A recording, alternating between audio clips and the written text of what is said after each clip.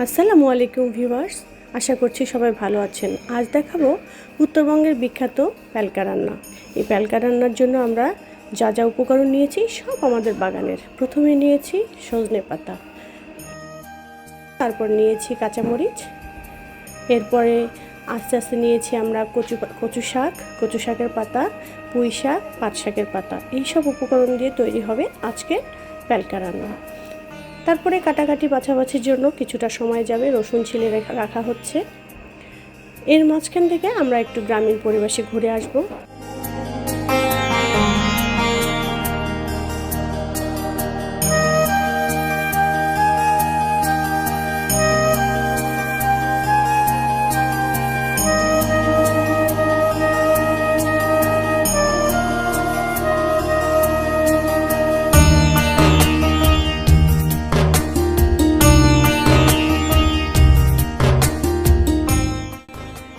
আমরা আবারও চলে আসলাম রান্নার পদ্ধতিতে। এখন চলছে হাঁড়ি রেখেছি আমরা চুলার উপরে, কাঁচামরিচ কাটা হচ্ছে।